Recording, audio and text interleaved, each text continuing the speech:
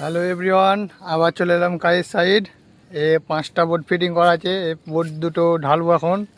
পাথরটা চার আছে, সিমেন্টটা এখন আনতে যাব। ঠিক আছে, দেখতে পাচ্ছেন আমাদের সিমেন্ট উঠে গেলো। 5টা উঠে গেছে, এটা লাস্ট 6 নম্বরটা উঠে গেলো। এখন চলে যাব ছাদের উপরে মশলাটা রেডি করার জন্য। সিমেন্টগুলো উঠা হয়ে গেল সবই। এখন 6 বস্তা মশলা মাখাবো। দেখতে পাচ্ছি সিমেন্ট। আর আমাদের যে সিমেন্টওয়ালা হলো, দেখতে হাত ধুচ্ছে মশলাটা না কেটে। দেখতে পাচ্ছেন এই মশলাটা মিলাবো। কারণ 6 বস্তা মশলা আছে, এটা দুজন মিলে মিলাবো হাতাপাতি, না তো একাই খেসতে যাবে। সিমেন্টগুলো ঢালা হয়ে গেল, এখন একটা বস্তা বাকি আছে। জিজ্ঞেস করে নেবো কেমন কাজ করতে লাগছে। কেমন লাগছে কাজ করতে? बढ़िया বাড়িয়া লাগছে।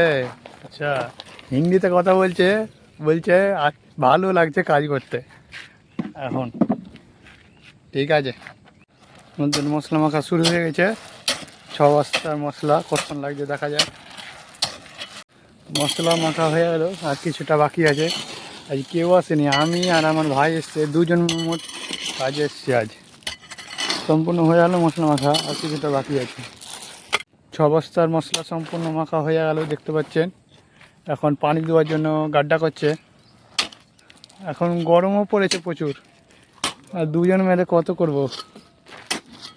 এখন মশলায় পানি দেবো। এখন ড্রামটা লোড করে নিয়েছি, দেখতে পাচ্ছেন। এখন মশলাতে পানি দেবো। এখন 7টা বোর্ড ঢালা হয়ে গেলো, দেখতে পাচ্ছেন।